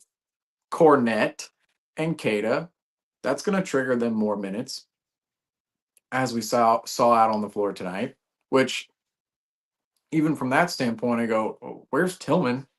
Where is he? I mean, he's just not played at all. I mean, at one point it was like, okay, we're not really seeing him out. We might see him here. He hasn't played at all. None. Maybe garbage time here and there. We haven't seen him at all. When is it time to start seeing some of these guys start tinkering the ways that we want to win, specifically in who we're bringing off the bench? Because we're leaning so heavily right now for on Peyton Pritchard, really, to bring that scoring presence off the bench and really just any In production general, off the bench. Yeah, just any production on either end of the floor, any production. Al Horford, too. And Al Horford, he's 38. I mean, whatever he's giving you is just a blessing at this point in time, because he could have retired after the last title and we would have been without Al Horford. And that's just another player that wouldn't even be coming off your bench. So anything Al Horford gives the Celtics is great right now. But you're leaning so heavily on those two players if you're the Celtics. And then you're looking at, okay, and then we have Hauser, but then Hauser's doing nothing. We have to look somewhere else. We just do. If Hauser's not contributing, this bench is shallow. I think that's one of the points even last year that we saw. That's like, okay, the bench, when they come in, it's not full of depth. But at the same time, you have Walsh, you have Springer, you have Tillman, you have Shireman. And those guys aren't supposed to save the day necessarily. I'm not saying that, because the problems in the Celtics go beyond those players. But in terms of the Celtics bench, if you're honing in on that specific problem and the production, I think you have to find a little bit more and start seeing what you have in some of the other players who Joe Mazzulla could potentially play off the bench, but just refuses to right now. Refuses. It's yeah, ridiculous. there's so many different answers that this team can go for. I think there's a lot of potential in a player like Jordan Walsh, who we've seen have some good production from the team. He's obviously a little bit more athletic of a wing than Sam Hauser is, and Way better defensively, way better. And 100%. that's where you look at Walsh and Hauser and go, wait, how is Walsh not offensively? Walsh can hit some shots if you give him those open opportunities. Might not be totally as equipped as Sam Hauser, but defensively, he's way more equipped than Hauser. And if Hauser's not making his shots, why not throw Walsh out there if he's giving you a better defensive option? Sorry, go ahead, Franco. Yeah, no, there's. Oh yeah. Oh yeah, you gotta lean the other way. I don't know if Hold you're on. muted or not. I messed up. I messed up on it. I was trying to pull this up slowly, and I'm probably gonna get ragged on for this by the rest of the crew because they know I have an obsession with them. But you gotta bring back Lonnie Oh. frickin' Walker somehow, some way. I think that was the number one piece that the Celtics got rid of this offseason. I think that was something that would have been such a big piece of the puzzle for the Celtics bench, because we looked at the Celtics bench heading into preseason with Lonnie Walker on, and we would feel confident with these types of performances. And the one trade that I have drawn up and have double checked on the background work on is looking to Oh, you're ship definitely Springer. getting ragged on now with the trade machine. I will say this. Yeah, go ahead. I love it. Want to know what? It's something that I will live and die by. That's the name of my game. That's why the trade deadline special is my favorite episode of the year. It's like Justin's summer league, but for me, I think that being able to bring in more talent for this team and being able to make those aggressive jumps at building this roster back to the point of where it was and being that threat, it seems figured out right now, especially when it comes down to the depth. You see players like Namias Keita coming in, Luke Cornett, who Justin gave his flowers to tonight, I think will be a player that is consistent enough to be the third center on this roster, and I don't feel too inconfident in him being the big man off the bench when Al Horford or Kristaps need a rest. And I also like the versatility that they've been experimenting with the rotations when you have both of those players available, is running the double big man sets. And I think that's been effective at some points during this season, and something I would like to see a little bit more of, especially as the teams of Kristaps and Al Horford's availability becomes necessary. Hey, you guys, it can't be taking as many nights off. You guys want to take a back-to-back off? Well, that's kind of too bad, because we're in the thick of things right now, and we need as much help as we possibly can get. The Lonnie Walker decision, I brought it up in December, early December, when I not first came back on the post game, but really first couple episodes, right? It was like I don't know, it's like my third appearance, whatever it was. And at the time, it seemed a little premature and a little like, Lonnie Walker, yeah, Celtics, they're still doing well in the season, still very much over 500 at that point, which now we're just getting to a point where it's like, okay, now we're 13 games over 500. We used to be 15 and beyond. At that point, it seemed a little premature to go, oh, Lonnie Walker, could he have been an addition to the bench? And it was kind of like, oh, Lonnie Walker shouldn't be saving your season if you're the Boston Celtics. But now that Lonnie Walker decision at the beginning of the season for the Boston Celtics not being able to trade Jaden Springer to another team in his $4 million in order to open up the necessary cap space in order to sign Lonnie Walker without triggering an extra $11 million to the luxury tax in which the Celtics ownership, did not want to pay for this team this season. It's looking like a really bad move for the Boston Celtics to either number one, not be able to find a trade partner for Jaden Springer, then go and sign Lonnie Walker, or to just pay that extra $11 million for Lonnie Walker, that extra bench piece, because right now, this Celtics bench is shallow. And especially with Sam Hauser not producing off the bench, and it's only Peyton Pritchard. And on a night like tonight, Al Horford, not even in the lineup because he doesn't play back to backs. That Lonnie Walker decision is looking pretty bad and big right now. Big and bad. It just is. And it's the ownership of the Boston Celtics, not Brad Stevens' fault necessarily.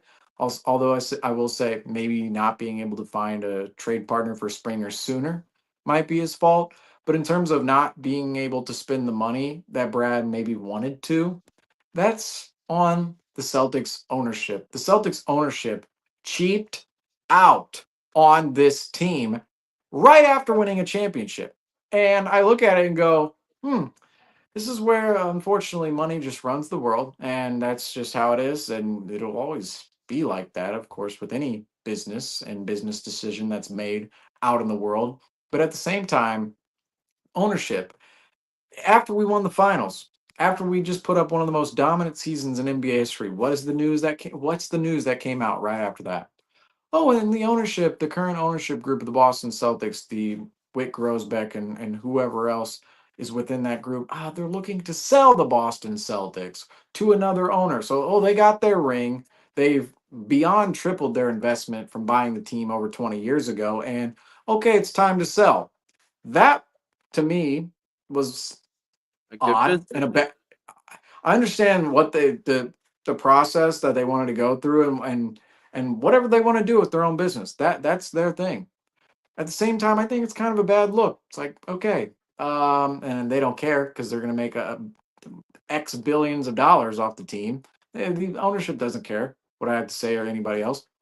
But it's a bad look when you go and win a championship and then you go, okay, and I'm okay, time to sell the team. We won. We won another ring, 108, 24, and it's time to sell the team.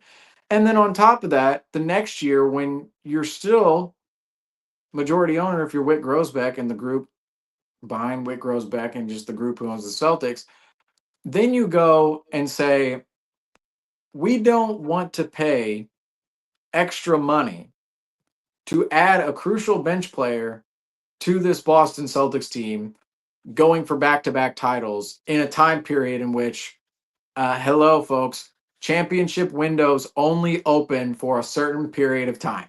We've seen it in the past with the Boston Celtics, 2018-19, that was a championship window.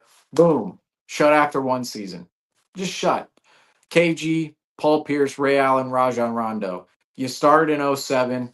Boom, it's gone by essentially 2013, 2014. Those championship windows do not last forever. They're not meant to last forever. And most of them don't last beyond a decade or even half a decade most of the time. And right now, this is the championship window for the Celtics. Last year, they won the championship. This year, the Boston Celtics come in to this season as the championship favorites in the betting markets, right? The odds markets. From that, the window is now. You spend the money. Spend the money because it's about legacy sometimes. If you win the championship, who cares about the extra 11 million you were to culminate from all these other billionaires, right? In the ownership group. Who cares? And I say this, of course, as somebody who obviously we're not millionaires on this post-game show. And it's really to us kind of, I will say, it's kind of stupid to say to somebody else, spend your money. Okay. Like we're not really in a position to do that whatsoever. I'm just saying that right now, disclaiming. But at the same time, if it were me, right, it's kind of talking if it were me, and it's as easier said than done if you're somebody who isn't in this situation. We'll also disclaim that. But if it's me, the extra money when you're a billionaire, it's 11 million for Lonnie Walker. Seems a little ridiculous, but at the same time, you have a chance to win a championship. This is a player who you're getting actually for a bargain and cheap. And really, if you wanted to spend the money on him, he's not a veteran minimum type of player. He's more than that. And he's not in the league right now, unfortunately, because he was priced out of the market. He's completely priced out. There's only so many spots in the league. If they're all filled up, he's priced out. Went over to Europe, made more money. That's just what it is. You're getting him on a bargain deal if you're the Boston Celtics at a vet minimum. They still pass on him. They don't want to pay the extra luxury tax dollars. Guess what? If we win another championship and that next ring comes to Boston, that next banner, the trophy right here, the banner, right? If these come back to Boston yet again in back-to-back fashion, and you're the first back-to-back team in the last half decade or almost a decade now, that extra money doesn't matter later on in time. It's not going to matter. It's just not.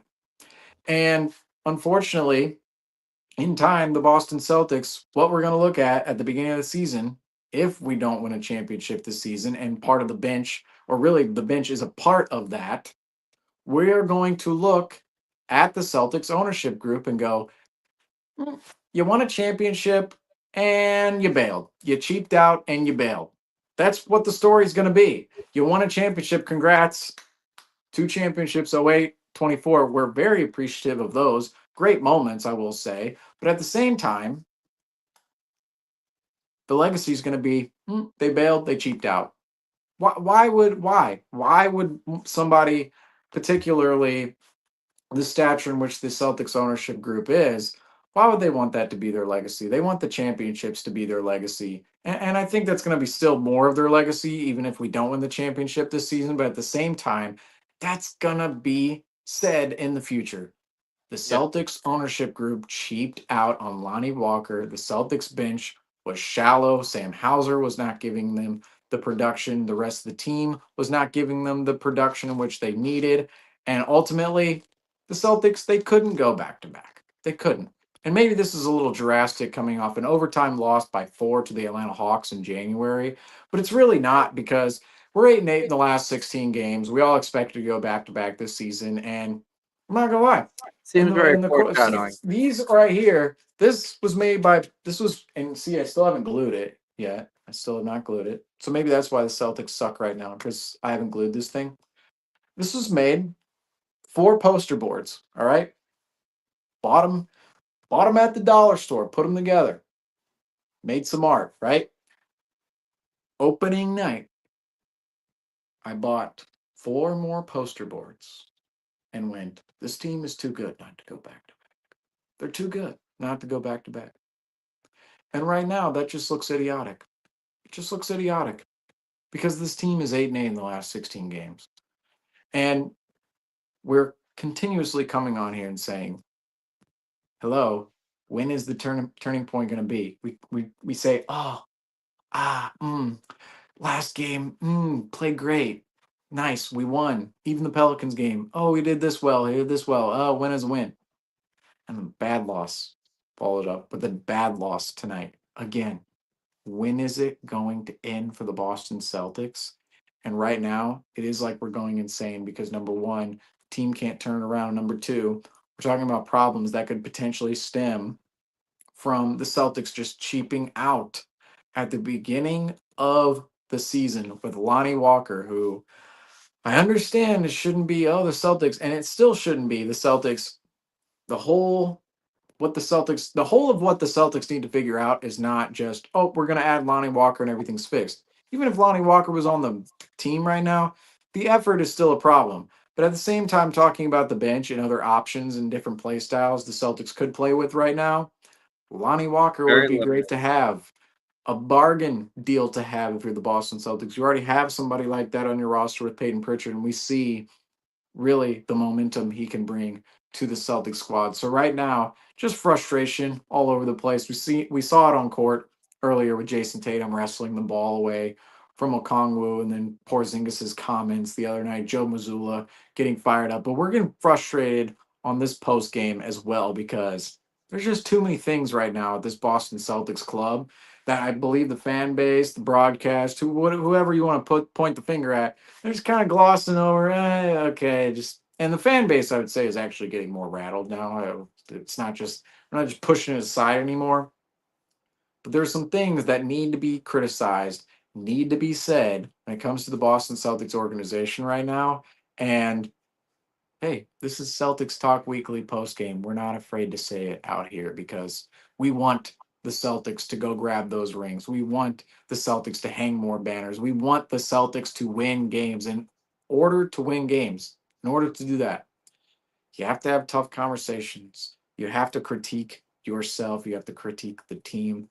Everybody has to be at their best point. And in order to do that, you have to admit your flaws. So, with that being said, should we end the post game here, or do we want to say more about the Celtics Yeah, loss tonight? I'll close off on the trade conversations. We got a plethora of conversations going on in the comments. We got DeAndre Hunter, Daniel Gafford, Jonas Valanciunas, Herb Carwash Jones getting thrown into the mix. Herb Carwash Jones. I I've guess never so. heard of that nickname. I'm pretty sure he's joking, but I think that if realistically, the Celtics cannot look at a single one of those names, unfortunately, with the second tax apron, you'd be looking to give away a Jrue Holiday. You need to be doing a monumentous shift up of this roster. And I don't want to overreact whatsoever. You would be taking apart a foundation that has already won a championship. This is one that I will quickly throw out, and we'll get on to a preview of the Warriors game.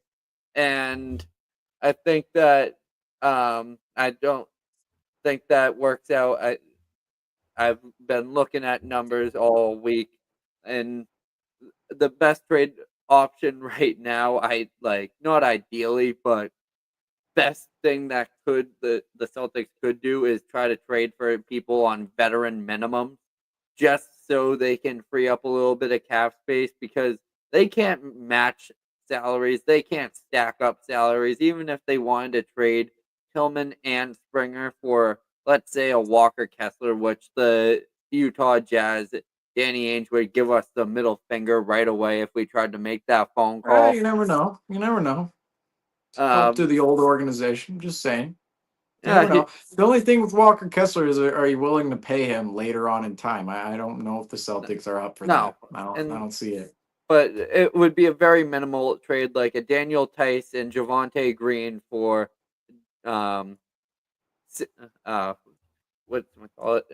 Springer and Tillman. Then that could be straight up, and you'd be giving up 2 younger players for that, and you'd be getting veteran experienced players that are accustomed to being in a Celtics jersey and have the feel of Boston. Justin has already engaged with Daniel Tice on social media.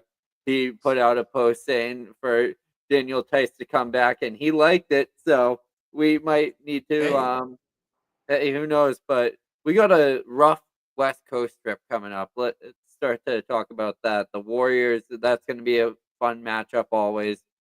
I mean, they're not as good of a team as they used to be. They're not in a position where they used to be, but I think they're probably going to be a trade away. They're probably going to be making a move for the guys like Daniel Gafford or Jonas Valanciunas to refine that big man role, because they have found out over time that you cannot roll with a 6'6" Draymond Green as your starting center. As the league is getting smaller, it's not getting that small. So I can see them making a trade in due time, but the Celtics need to be able to come out with a win, especially on national television. You're going to be not as air lagged as, or jet lagged as people would expect. You're getting there on Monday, 5 p.m. You need to be able to have a star-studded performance from your starters. I think that being able to get key contributions, I'm hoping to see either Jrue Holiday or Derek White being over 18 points in Monday's game. That will just show the utter dominance on the offensive side. And also want to know what we haven't seen all season is a game where Jaylen Brown or Jason Tatum have combined for over 60 points in a very, very long time. if they have one of those performances again, we'll start to see that success come back. It's funny you mentioned that. I feel like maybe we'll see that in the next 4 games on the West Coast road trip. You Good call. mentioned that. It's like, oh, and maybe we see that. This kind of goes in with the conversation of the efficiency we saw on Friday night from the Boston Celtics. When's the last time we saw over 50% shooting, nearly 50% shooting from three?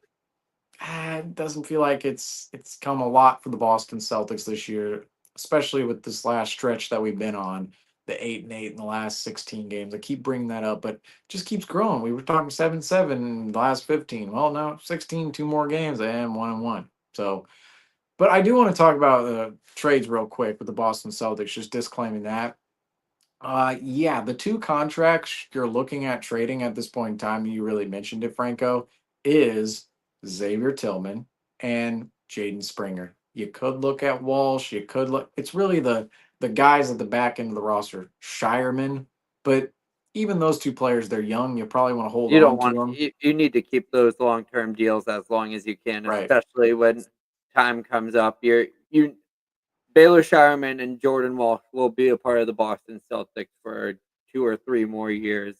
That's only if there isn't like someone calling the Boston Celtics about Jordan Walsh or Baylor Shireman. They would need to physically get a call offering more X amount of picks and also putting together a package because they are genuinely interested in that. And at this point of their careers, I don't see that happening in And the they could foreseeable be future. throw-ins as well. They could be throw-ins to a deal, say next summer, potentially. That could happen. Like we saw, remember with I believe it was the Malcolm Brogdon trade where we essentially just saw just throw-ins. All over it was Daniel Tyson throw-ins. Like that's basically what the deal was. But in terms of I don't even want to say value, but Tillman, Springer, they don't really hold any value because they're not playing at all, and Right. other teams aren't looking at them going, "Oh, we want Tillman and Springer." But they hold value from a contractual standpoint of you can maybe get something with their numbers, maybe. But this is where I say maybe because ultimately last year, you did get something for some of the back end rotation players. Delano Banton, you flipped him for Springer. That's looking like what was Right. going on there at this point in time.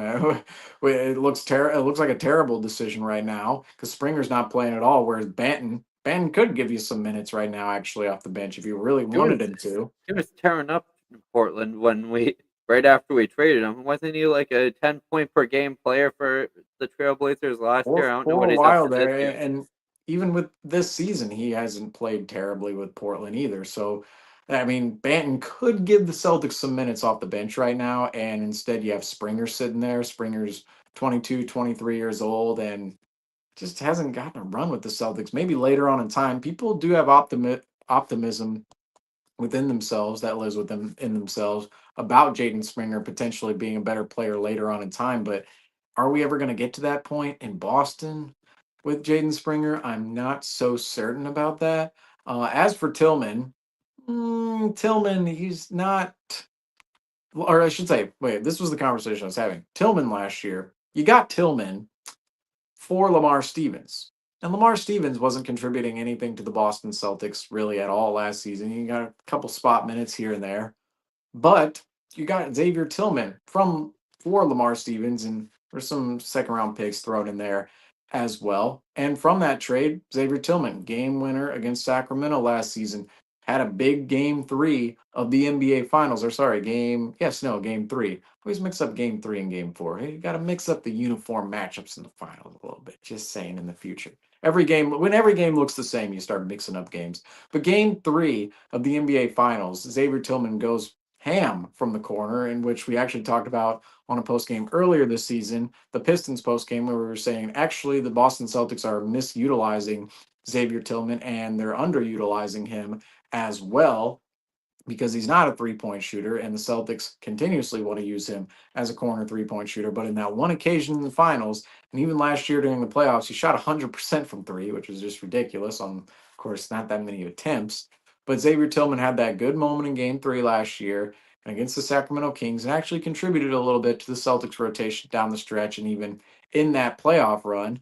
And from that, hey, that's a good deal the Celtics made. Lamar Stevens, some picks for Xavier Tillman. You didn't really give up anything in that deal whatsoever if you're the Boston Celtics, and then you re-sign him over the summer, and then all of a sudden, Xavier Tillman, he's buried, and now he's all he is a contract to trade essentially. It took away all his trade value and what he could have been as a player, which he wouldn't have had that much trade value anyway. But at the same time, Celtics did want to trade for him last year for their contending squad, but he's just a contract at this point in time for Xavier Tillman's purpose, and so is Jaden Springer.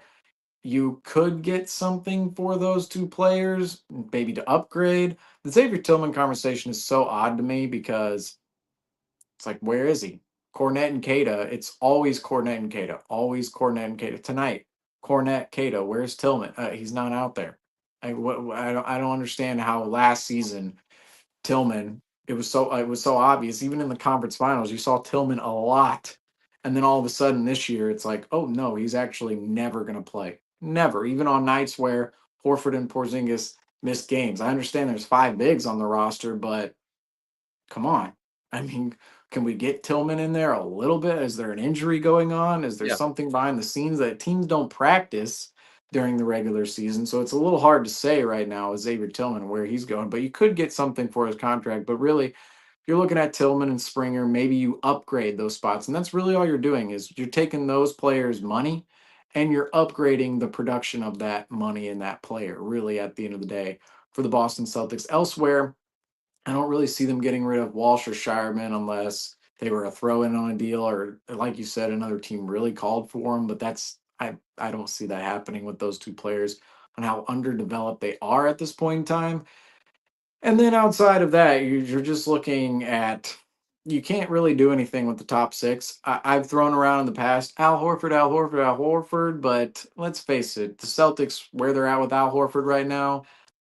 I don't see them trading Al Horford necessarily. And this could be the one season where I in 2022 I was going, maybe Al Horford. Last season I was going, they're probably not going to trade Al Horford, but he could be a salary number. This season I'm going, well, they won a championship with them. They're not going to trade the 38-year-old. What if they actually did go out there and trade Al Horford for something a little bit? Trade KP. Well, here's the thing. I want to make this point before we end off the post game too. Trading any of the top 6 really, and maybe not Al Horford. Take Al Horford, top 5, right? White, Holiday, Brown, Tatum, Porzingis. Trading any of those players, first of all, Brown and Tatum, they're not going to be traded. That's just not going to happen. Just not going to happen. Never going to happen. Porzingis, Holiday, White. Any of those players you're trading away, you're not getting a better return than what Porzingis, Holiday, and White already bring to the Boston Celtics. You're just not. And you could say, oh, well, maybe we split contracts and, send out Drew Holiday's money or Derek White's money or KP's money, and we get back multiple players in return. Say if they make $30 million, you get two $15 million players. Ooh. But ultimately, those two $15 million players, hypothetically, right? Those players are not going to produce at the same level that White, Holiday, or Porzingis could produce for the Boston Celtics. You're just not finding more players out there that you're trading away. Porzingis, Holiday, White. You're not going to trade those players away and get something way better in return because teams out there aren't going, ooh, right now, how specifically Holiday and White are playing, and even really honing in on Derek White. They're not looking at those two players going, ooh, we want those two players. And we're willing to give up 1 million assets for them. They're just not. They're just not at this point in time. And Kristaps Porzingis, the conversation with him is, well, Kristaps Porzingis, he's 7'3" big man who can shoot the 3, super versatile out there on the floor. You're not getting a better big man in the rotation than Kristaps Porzingis. What, you trade away Porzingis and we're looking at, ooh, we want Walker Kessler, or oh, we want Cornette and Cada and on Horford and Tillman. It's like, no, Porzingis is easily our best option to start at center. And even looking around the league, he's one of the best centers in the entire NBA. I'm willing to say he's top 3 at this point in time. So in terms of Porzingis, that's why he's not going to be dealt. But there was one more point here I wanted to make. Oh yeah, Walker Kessler. What is the deal with the Walker Kessler thing? We have five bigs. Well, Xavier Tillman, he doesn't even play. Xavier Tillman doesn't even play. Walker Kessler's going to come in and do what? He's going to play the minutes of Cornette and Cada. That's where I'm like, we don't even need a big right now. The bigs are not the conversation. I think for me, it's the bench depth in terms of specifically wings. Every team needs wings, but really wings for the Boston Celtics, and just providing another scoring energy spark, defensive spark off the bench, because the Celtics, they're really relying heavily on Peyton Pritchard right now to do that for them, and that's really it. But that ends my conversation on the whole trade. We'll talk about this for literally 5 hours during the trade deadline, so just stay with us, folks. Stay with us on that day, of course. But Franco, for this loss tonight, going back to just specifically this game, going away from all the trade conversation, the rosters, the salaries, all that for the future, because like I said, we're going to be talking about it for multiple hours on that day. Tonight's loss against the Atlanta Hawks, the Celtics, 119-115. Any lasting thoughts sending us away on the West Coast road trip? Although I kind of gave my West Coast road trip thing earlier. It's like nationally televised marquee TV games. I didn't talk too much about that. But for you specifically, Franco, going away from this loss, any lasting thoughts? Anything less than 3-1 should strike despair upon the Boston Celtics. On this Yeah, 2-2 would be 10-10 in the last 20 games. Yeah, I think Really hope we're not saying that. Yeah, I think it ideally, if they are able to start the West Coast trip, and I hate saying this because I've said this on 5, 10, 15 post games in probably a row. If they can use this as their turnaround, the Celtics will be back on their path to consistency. The Celtics just need the turnaround and maybe some building blocks and some stepping stones and some building blocks and stepping stones and consistency and consistency and consistency and consistency and consistency and consistency and consistency and consistency and consistency and consistency. Be careful. It'd be like Mike Brown. You get booted. Nick Franco has officially lost his mind, ladies and gentlemen. I think we all have on this broadcast tonight. But that's going to do it for the Celtics Talk Weekly post-game show, as the Celtics, of course, fall to the Atlanta Hawks 115-19. Well, 115-119, of course. 115-19 would be a good score if the Celtics were somehow able to do that.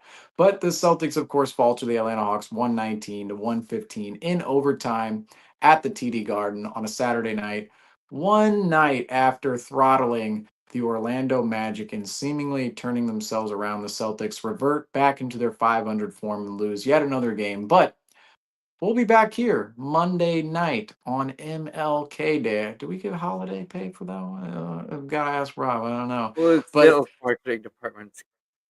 But the Celtics, they'll be back in action on Monday at 5 o'clock Eastern against the Golden State Warriors on MLK Day. And the Celtics will be on the other coast in San Francisco, out at the Chase Center, taking on the Golden State Warriors in a 2022 NBA Finals rematch. The Celtics, of course, looking to turn themselves around during this stretch, but so far haven't quite seen it yet. We'll see if it happens, or the Celtics can put that first building block under themselves yet again on Monday against the Golden State Warriors. But we will have you covered here on the Celtics Talk Weekly post-game show. That's it for us tonight, folks. I am your host, Seamus Zarlingo, alongside of me, Nick Franco, and as we always say, go Celtics.